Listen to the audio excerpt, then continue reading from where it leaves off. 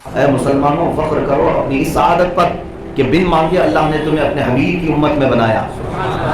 بغیر تمہارے مانگے ہوئے اللہ نے تمہیں اس آخری رسول کی امت وسط میں پیدا کیا۔ اور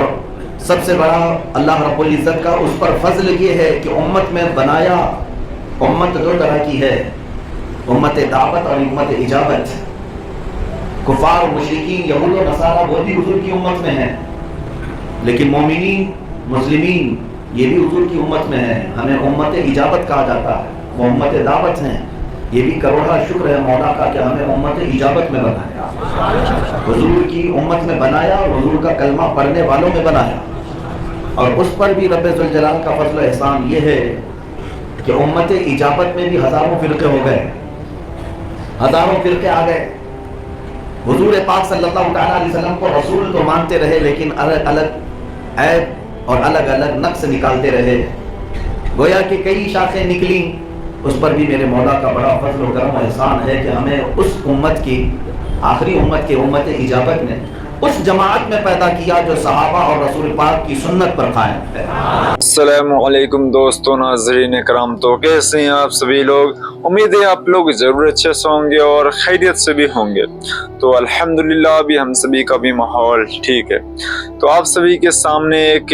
ویڈیو لے کر آیا ہوں جو مفتی سلمان اظہری صاحب کا ہے۔ تو میں تھوڑا سا کلپ جو دکھائی دیا ہوں، تو میں یہ کہنا چاہتا ہوں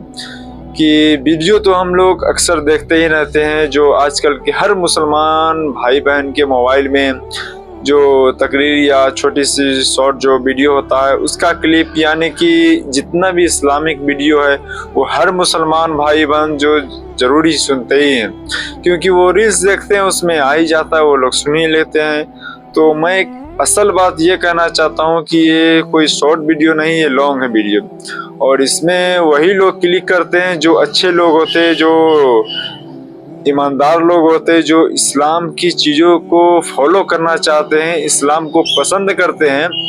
وہی لوگ اس ویڈیو کو کلک کیے ہیں اور وہی لوگ اس ویڈیو کو دیکھ رہے ہیں، کیونکہ وہ لوگ سوچتے ہیں کہ ہم کو کچھ علم حاصل کرنا ہے۔ یعنی کہ آپ لوگ اگر اس ویڈیو کو کلک کیے ہیں، اس ویڈیو کو دیکھ رہے ہیں، تو آپ کا اصل مقصد یہ ہے کہ اس سے میں کچھ سیکھوں، یعنی کہ اس سے کچھ میں علم حاصل کروں، اسی لیے آپ سبھی لوگ اس ویڈیو کو کلک کیے۔ نہیں تو ویڈیو دیکھنے والے بہت سارے ایسے لوگ ہیں جو فالتو کی ویڈیو بھی دیکھتے ہیں، اپنا وقت بھی ضائع کرتے ہیں۔ تو میں یہ کہنا چاہتا ہوں کہ اگر آپ لوگ اس ویڈیو کو کلک کیے ہیں اور دیکھ رہے ہیں، تو سب سے بڑی بات یہ ہوتی ہے کہ کسی بھی علم پر عمل کرنا، یعنی کہ اگر آپ کے پاس کوئی بھی چیز کا علم ہے تو اس پر آپ سبھی لوگ جب تک کہ عمل نہیں کریں گے تب تک کہ اس چیز کا علم حاصل کرنا آپ کے لیے کچھ خاص نہیں رہے گا، کچھ بہتر نہیں رہے گا، کیونکہ اصل مقصد یہ ہوتا ہے کہ اگر ہم سبھی کو یا کسی بھی انسان کو اگر کھیتی کرنے کا وہ علم سیکھ لیا ہوا ہے، یعنی کہ علم کسی سے وہ سیکھ لیا، یعنی کہ وہ کیا نہیں، وہ صرف سیکھ رہا ہے کسی کے ذریعے سے، کوئی اسے بتا رہا ہو اور وہ سیکھ رہا ہو، اور جب تک کہ وہ کھیتی نہیں کرے گا تب تک کہ اسے پتہ نہیں چلے گا کہ کھیتی کیا کیسے جاتا ہے۔ وہ صرف اس کو پتہ رہے گا کہ ایسے ایسے کیا جاتا ہے، لیکن جب تک یہ کرے گا نہیں تب تک کہ اسے کچھ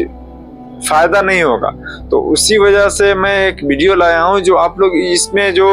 حضرت مفتی سلمان اظہری صاحب جو بھی بیان اس میں کریں گے، آپ لوگ سنیں گے، تو اس سے آپ لوگوں کو تو بہت چیز سیکھنے کو ملے گا ہی، لیکن جو وہ سیکھنے کو ملے گا اس پر آپ لوگ کوشش کریے گا کہ عمل کرے، اور اسے ان لوگوں کے پاس شیئر ضرور کریے گا جو اس طرح کا ویڈیو سے غافل رہتے ہیں، اس طرح کا ویڈیو ان کے پاس نہیں جا پاتا ہے اور نہیں دیکھ پاتے ہیں۔ ان لوگوں کے پاس اس طرح کا ویڈیو کوشش کریے گا کہ شیئر کرے، تاکہ وہ بھی اس طرح کا ویڈیو دیکھے اور کچھ ان کے دل میں نرمی پیدا ہو اور کچھ وہ اسلامک چیزوں سے محبت کرنے لگے اور اسلام کو اچھے سے فالو کرنے لگے۔ تو بنا دیری کیے میں اس ویڈیو کو آپ کے سامنے پیش کر رہا ہوں، تو اس ویڈیو کو آپ سبھی لوگ لاسٹ تک ضرور دیکھیے گا۔ تو اسٹارٹ کرتے ہیں اس ویڈیو کو۔ گویا کہ کئی شاخیں نکلیں، اس پر بھی میرے مولا کا بڑا فضل و کرم و احسان ہے کہ ہمیں اس امت کی آخری امت کے امت اجابت نے اس جماعت میں پیدا کیا جو صحابہ اور رسول پاک کی سنت پر قائم ہے، جس کو کی زمانہ اہل سنت و جماعت کہا جاتا ہے۔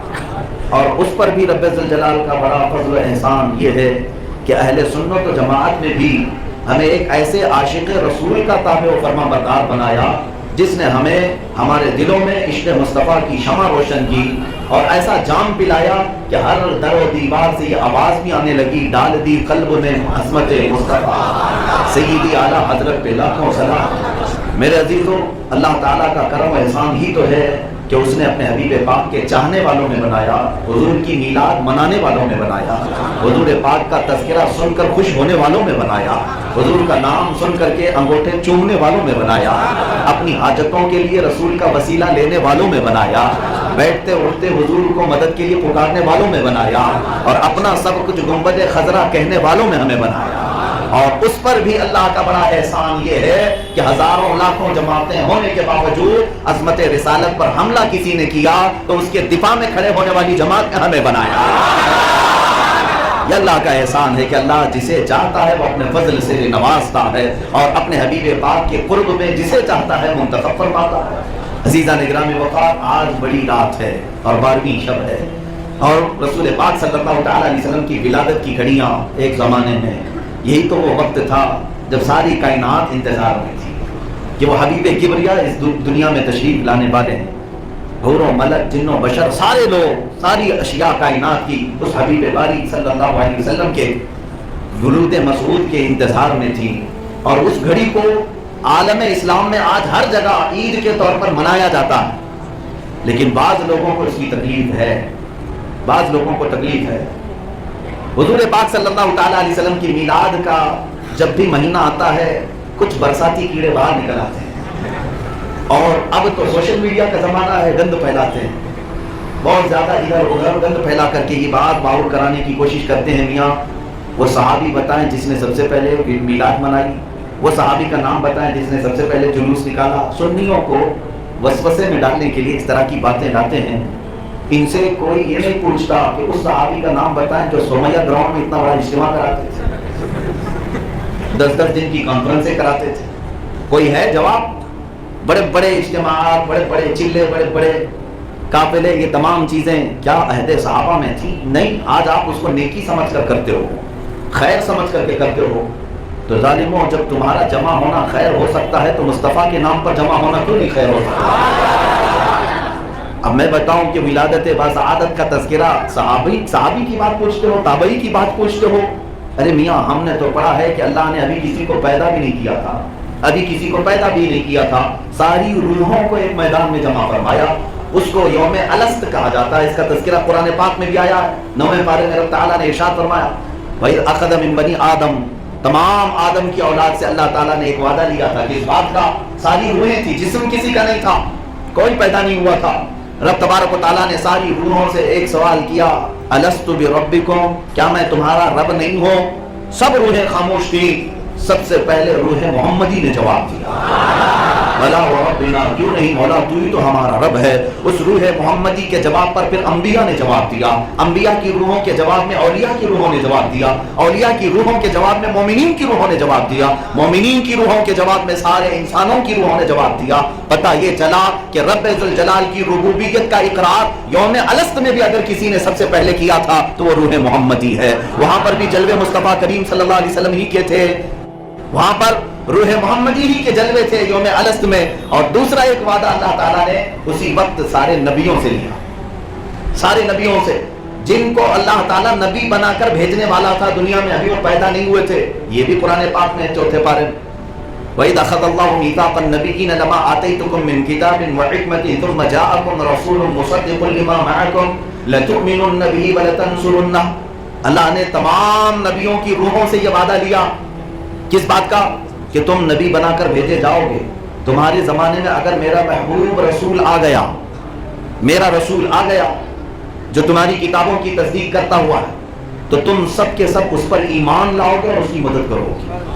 نبیوں سے پوچھا رب تعالیٰ نے اقررتم، کیا تم اس بات کا اقرار کرتے ہو؟ سارے نبیوں نے کہا ہاں مولا، ہم اقرار کرتے ہیں، وہ نبی اگر ہماری حیات میں آ گیا تو ہم سب اس نبی پر ایمان لائیں گے اور اس نبی کی حمایت میں کھڑے ہوں گے۔ مجھے یہ بتاؤ، میلاد کہتے کسے ہیں؟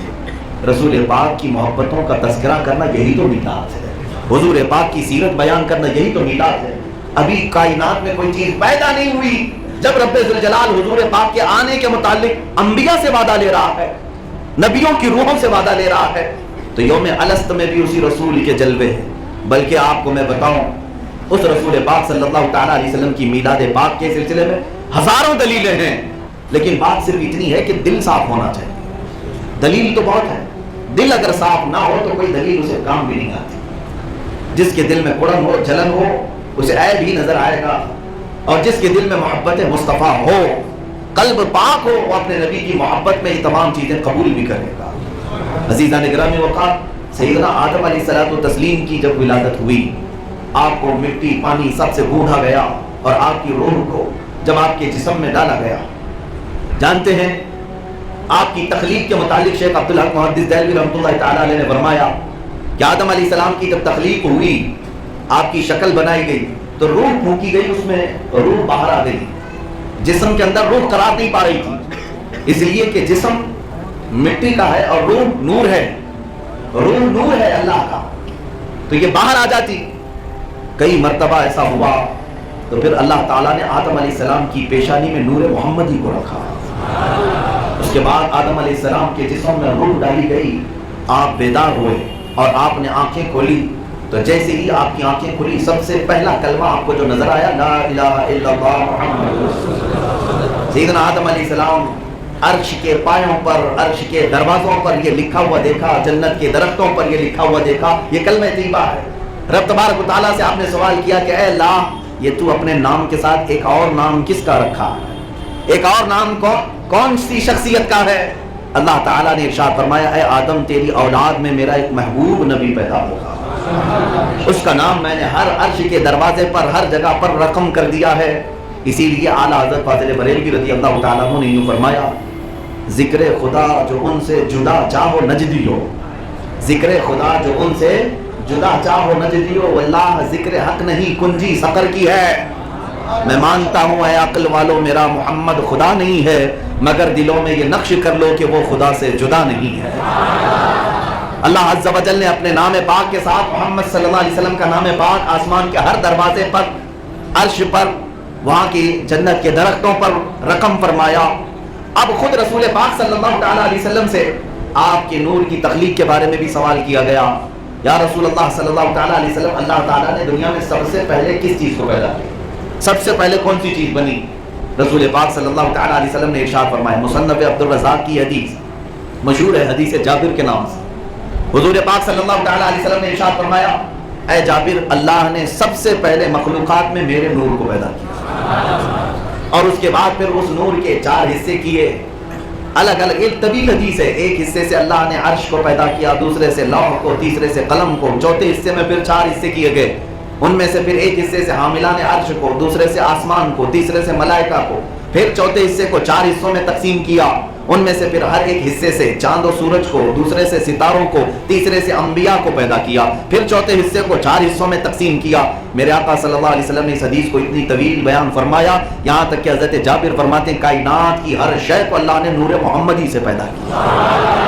نور محمدی سے پیدا کیا، اسی کے جلوے، رسول پاک صلی اللہ تعالیٰ علیہ وسلم کے نور پاک کے جلوے کائنات کی ہر شے میں اللہ نے رکھا۔ چاند جو چمک رہا ہے، سورج کو جو جگمگاہٹ ملی ہے، ستاروں کی جو جلملاہٹ ہے، یہ سب قدم مصطفیٰ کی برکت ہے۔ عزیزان گرامی وقار، رسول پاک صلی اللہ تعالیٰ علیہ وسلم ارشاد فرماتے ہیں، آدم علیہ السلام کی تخلیق سے 12,000 سال پہلے، آدم علیہ السلام کی تخلیق سے 12,000 سال پہلے اللہ رب العزت نے میرے نور کو پیدا کیا، اور میں رب ذوالجلال کے جلو خاص میں، قرب خاص میں اس کی تسبیح بیان کرتا رہا۔ 12,000 سال، یہ سال کیسے پتہ چلیں گے؟ سال کیسے گنے جائیں گے؟ سال تو یہاں ہے نا، سورج ڈوبے تو ایک دن، سورج نکلے تو پھر دوسرا دن، جب سورج اور چاند تھے ہی نہیں تو سال کیسے ہو رہے تھے؟ اور حضور پاک صلی اللہ علیہ وسلم نے فرمایا 12,000 سال۔ تو میرے عزیزوں، 12,000 سال کا مطلب کہ دنیاوی 12,000 سال نہیں، وہ نوری 12,000 سال ہے،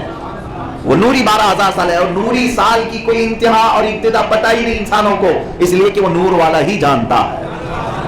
اللہ رب العزت نے پیدا کیا، اور میرے آقا صلی اللہ تعالیٰ علیہ وسلم ارشاد فرماتے ہیں، ہزاروں سال تک میں اپنے رب کی تسبیح بیان کرتا رہا، پھر رب ذوالجلال نے جب یہ ارادہ فرمایا کہ پھر کائنات کو وجود بخشا جائے، تو میرے نور کو اللہ نے حصوں میں تقسیم کیا اور پھر کائنات کی ہر شے کو پیدا کیا۔ اب اس میں मदारिजुन नबुव्वा में जो मंजिलें बताई गई हैं रसूल पाक सल्लल्लाहु अलैहि वसल्लम के नूर पाक की, 1,000 साल अलग अलग मंजिलों में हुजूर का नूर सफ़र करता रहा। आलम उबूदियत में, आलम अबदियत में, आलम अज़मत में, आलम रहमत में, कई आलम ऐसे हैं जिसमें हुजूर पाक के नूर को सफ़र कराया गया। आखिर वो वक्त आया जब आदम अलैहिस्सलाम को इस फर्शे गीती पर भेजा गया। अब रसूल पाक सल्लल्लाहु ताला अलैहि वसल्लम की बारगाह में हज़रत अब्बास सहाबी भी हैं, हुजूर के चचा भी हैं, उन्होंने जो कसीदा बयान किया हुजूर की शान में, उसमें ये लिखते हैं, या रसूल अल्लाह सल्लल्लाहु ताला अलैहि वसल्लम, अगर आपका नाम ना होता तो आदम अलैहिस्सलाम की तौबा भी कबूल ना होती। अगर आपका नाम ना होता तो नूह अलैहिस्सलाम कश्ती से कभी बाहर नहीं आ सकते। अगर आपका नाम ना होता तो यूनुस अलैहिस्सलाम मछली के पेट से कभी बाहर ना आते। अगर आपका नाम ना होता तो इब्राहीम अलैहिस्सलाम के आग में जो डाला गया, आग ने जो जलना आपको नहीं जलाया, वो आपके नामे पाक की बरकत थी। इस्माइल अलैहिस्सलाम की गर्दन पर जो छुरी नहीं चली, या रसूल अल्लाह, वो आपके नूरे पाक की बरकत थी। इसीलिए आला हज़रत फाज़िल बरेलवी ने फरमाया है, खलीलुल्लाह को हाजत रसूलुल्लाह, हर नबी को अल्लाह के रसूल की हाजत रही। और फिर अगर इस जमाने का कोई कहता है कि मुझे हाजत नहीं है, तो फिर शैतान ने भी यही कहा था कि मैं अल्लाह को तो मानता हूं मगर रसूल की रिसालत को नहीं, इनकी अजमत को नहीं। तो जो शैतान की ज़ुर्रियत में हो उसे रसूल से क्या वास्ता, हम रसूलुल्लाह के, जन्नत रसूलुल्लाह। तो उम्मीद है आप सभी को ये वीडियो काफ़ी अच्छा लगा होगा, जो अभी आपके सामने मैं पेश किया हूँ मुफ्ती सलमान अज़हरी साहब का बयान। तो ये बयान बहुत ही अहम था, जो मैं आप सभी को बता दिया हूँ कि इसे सुनने से आपको क्या फ़ायदा है और इसे सुनकर अमल करने से आप सभी को क्या फ़ायदा होने वाला है। तो बस मैं यही कहना चाहता हूँ कि अगर आप सभी लोग इस चैनल को सब्सक्राइब नहीं किए तो सब्सक्राइब कर दीजिए और साथ में इस वीडियो को लाइक भी कर दीजिए अगर आप सभी को ये वीडियो पसंद आया होगा तब। और जो अभी लोग इस वीडियो को देख रहे हैं या सुन रहे हैं, उनसे मैं गुजारिश करना चाहता हूं कि इस वीडियो को ज़्यादा ज़्यादा लोगों के पास शेयर जरूर करिए, क्योंकि जब तक कि आप लोग शेयर नहीं करेंगे, जब तक कि आप लोग दूसरे को दिखाएंगे नहीं, तब तक कि इस चीज़ का इल्म उन लोगों के पास नहीं जा पाएगी। दुनिया में कोई भी चीज़ अगर हो रहा है, जब तक कि उस चीज़ का खबर किसी के पास नहीं पहुंचाया जाए, तब तक कि अगले आदमी को पता नहीं चलेगा कि ऐसा ऐसा हुआ है कहीं भी। तो अगर ये वीडियो आप सभी लोग देखें, इससे आप कुछ सीखें, इससे कुछ इल्म हासिल हुआ आप सभी लोग को, और इससे आप सभी को कुछ फ़ायदा हासिल हो रहा है और इससे आपको कुछ सीखने को मिला हो और इस पर कुछ अमल करने का भी आप लोग जज्बा रखते हैं, तो मैं ये कहना चाहता हूँ कि इस वीडियो को ज़्यादा से ज़्यादा शेयर करिए। अगर इंसान को अगर कोई भी चीज़ पसंद हो तो वो अगले को वो पेश करना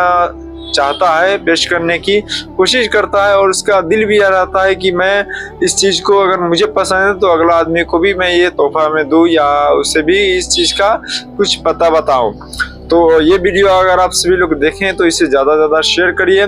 और मैं ये कहना चाहता हूँ कि आप लोग कोशिश करिए कि इस चीज़ पर अमल करें, क्योंकि मैं अगर एक बात बताऊँ तो आजकल का माहौल ऐसा हो चुका है कि इंसान, जैसा कि मैं बोला हूँ कि इल्म हासिल करने से बेहतर है कि इस इल्म हासिल करके उस पर अमल किया जाए। अगर आप सभी को मैं बताऊं कि अगर दुनिया में हर मोहल्ले में अभी मस्जिद है, यानी कि शायद ही कहीं होगा या नहीं के बराबर भी होगा कि किसी मोहल्ले में मस्जिद नहीं होगी। हर मोहल्ले में मस्जिद है और हर मोहल्ले का हाल ये हो चुका है कि मस्जिद का अगर जुम्मा में देखा जाए तो पूरा मस्जिद में बैठने का भी जगह नहीं रहता, लेकिन वही अगर पांचों टाइम में से किसी एक टाइम में भी अगर जाए तो आगे का सफ भी आधा भी नहीं रहता है। और आजकल तो ये हाल हो चुका है कि मस्जिदें तोड़ी जा रही है, मस्जिदों पर बुलडोजर चलाया जा रहा है। आखिर क्यों चलाया जा रहा है? इसलिए चलाया जा रहा है कि उस पर उसको कोई देखने वाला नहीं बचा है। हाँ, सिर्फ ये अगर कोई बुलडोजर चलाने जा रहा है तो उस पर लोग आवाज़ उठा रहे हैं, तो उससे फ़ायदा, उससे बेहतर ये है कि आप सभी लोग मस्जिद को भरे रहिए। अगर पांचों वक्त के टाइम में अगर इंसान अगर मस्जिद को पूरा जुमे की तरह भरे रहे तो किसी के भी मजाल नहीं कि मस्जिद के ऊपर आंख उठाकर भी देखे, क्योंकि अगर किसी घर में अगर इंसान रहता है तो उस पर कोई चर्चा नहीं चलाता, उस पर कोई तवज्जो नहीं देता है कि हाँ ये किसका है, नहीं है, इस पर कोई तोड़ा जाए, ये उस पर कोई खबर नहीं लिया जाता है। लेकिन अगर कोई घर में अगर इंसान ही नहीं रहे تو اس پر اگلا آدمی اس چیز کو حاصل کرنے کی کوشش کرتا ہے, اس کو برباد کرنے کی بھی کوشش کرتا ہے. تو جس طرح گھر میں اگر گھر بھرا رہتا ہے تو کوئی اس کو آنکھ بھی نہیں دکھاتا ہے, اسی طرح مسجد میں بھی آپ سبھی لوگ کوشش کریے کہ مسجد کو بھرا رکھیے, تاکہ کوئی بھی کسی کی ہمت نہ ہو کہ مسجد کے اوپر کسی کی آنکھ آئے, مسجد کے اوپر کوئی آنکھ دکھا پائے. تو امید کرتا ہوں یہ ویڈیو آپ سبھی کو کافی اچھا لگا ہوگا. تو ملتے ہیں اگلی ویڈیو میں, تب تک کے لیے یہ ویڈیو یہیں تک تھا. السلام علیکم ورحمۃ اللہ تعالی وبرکاتہ.